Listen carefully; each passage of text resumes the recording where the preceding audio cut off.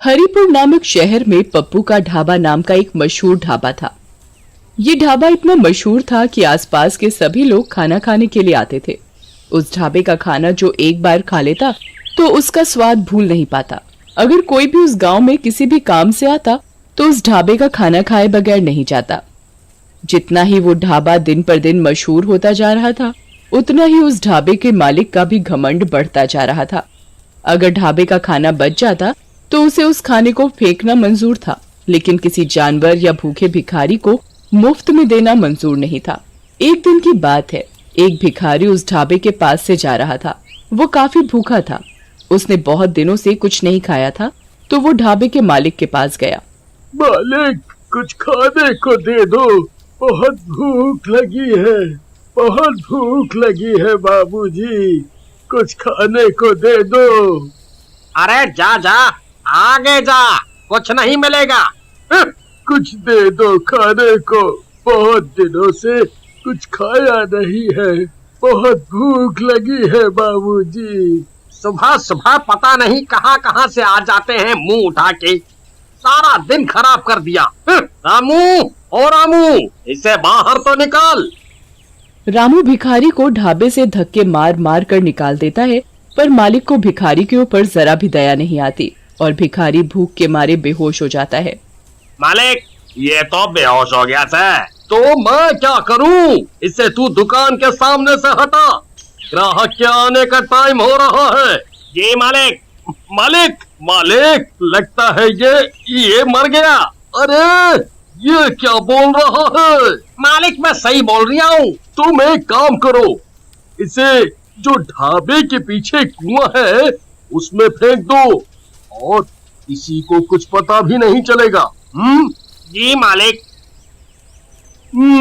रामू, किसी को कुछ पता तो नहीं चला? किसी ने देखा तो नहीं? नहीं मालिक। आज का तो दिन ही खराब गया और कोई ज्यादा ग्राहक भी नहीं आए। कल सभी टाइम पर आ जाना, नहीं तो तुम्हारे पैसे काट लूंगा। जी मालिक।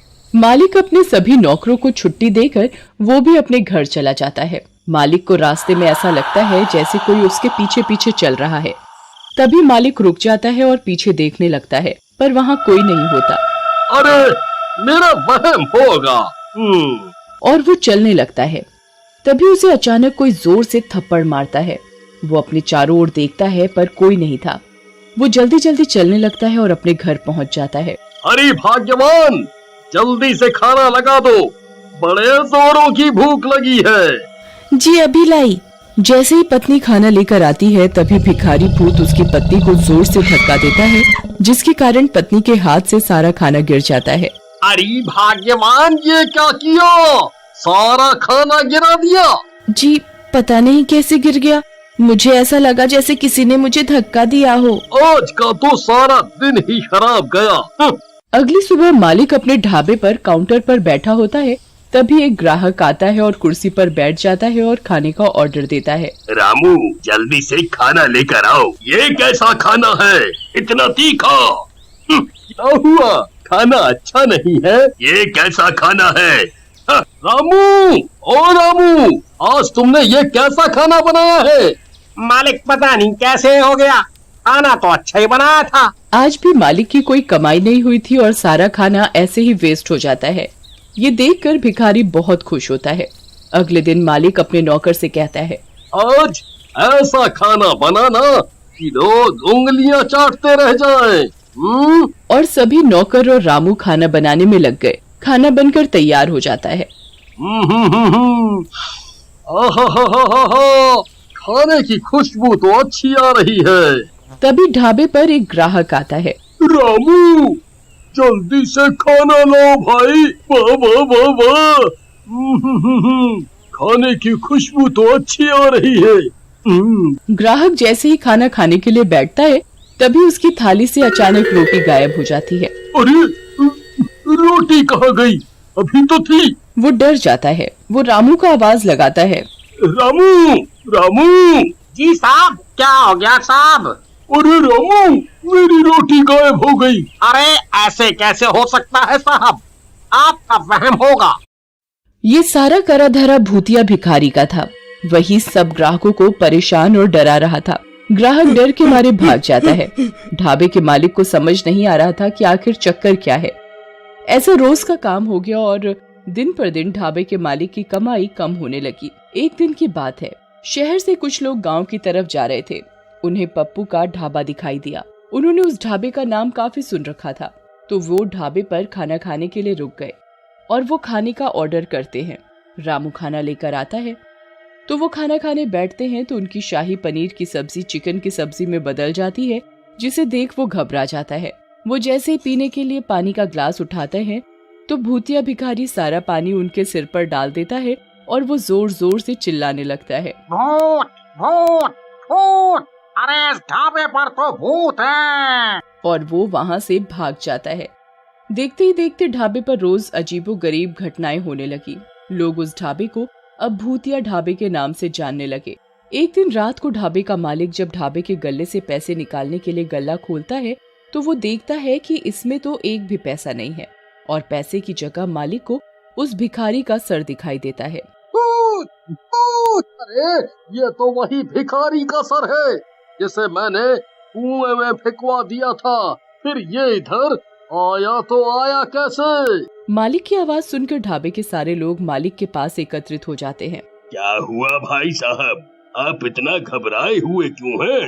ये देखो, हमारे गल्ले में भूत है। यहाँ उस भिखारी की खोपड़ी रखी है और उधर से पैसे गायब हैं। ये सुन सारे लोग बहुत घबरा जाते हैं। अरे भाई साहब, ऐसा कैसे हो सकता है? जाओ, तुम एक बार गल्ला खोल के देख लो, तुम्हें वहाँ एक खोपड़ी मिलेगी। वो एक भूत है, भूत। वो आदमी मालिक की बात सुनकर ढाबे का गल्ला खोलता है, पर वहाँ ना तो कोई खोपड़ी होती है और साथ ही उधर उसके पैसे रखे होते हैं। अरे क्या भाई साहब, लगता है आपकी तबीयत ठीक नहीं है। आपने नींद में कोई सपना देख लिया है। आपको आराम करने की आवश्यकता है। अरे नहीं भैया, मैंने यहाँ सच में एक खोपड़ी देखी थी। मैं बिल्कुल सच बोल रहा हूँ। मालिक अपनी बात सबको मनवाने की कोशिश करता है, पर कोई उसकी बात नहीं सुनता और ना ही विश्वास करता है। तभी रामू मालिक के पास आता है। मालिक, मुझे ऐसा लगता है कि ये सब वो भूखा भिखारी कर रहा है जिसे आपने कुएं में फेंकवाया था। वही उसके भूखे होने की वजह से उसकी मौत हो गई थी और इसी वजह से उसकी आत्मा हमारे ढाबे में भटक रही है और आपको दिन रात परेशान कर रही है। हाँ रामू, मुझे भी यही लग रहा है। तुम सही बोल रहे हो, पर अब इस बात का क्या इलाज है? तुम मुझे ये बताओ। अगर ऐसा ही चलता रहा तो मैं एक दिन पागल हो जाऊंगा और मेरा ढाबा भी बंद हो जाएगा। आप चिंता ना करिए मालिक, मैं एक बाबा को जानता हूँ। मैं आपको उनके पास लेकर चलूंगा। उनके पास हमारी परेशानी का कोई ना कोई हल जरूर होगा। ऐसा मेरा उनके ऊपर विश्वास है। मैंने उनका काफी नाम भी सुना है। वो सबकी परेशानी दूर कर देते हैं अपनी पूजा पाठ से। रामू और उसका मालिक अगले ही दिन बाबा के पास जाते हैं। वो बाबा को उधर जाकर सारी बात सच सच बताते हैं। ये तुमने क्या किया? तुमने एक भूखे भिखारी की जान ले ली। उसकी आत्मा भूख की वजह से ही तुम्हारे ढाबे में भटक रही है और तुम्हें परेशान कर रही है। बाबा जी, हमारी मदद करो, हमसे गलती हो गई। हम कभी नहीं करेंगे आगे से ऐसा। हमें माफ कर दो बाबा। बाबा अपनी शक्ति से उस भिखारी की आत्मा को बुलाता है। मुझे किसी ने परेशान किया तो मैं सबको मार डालूंगा।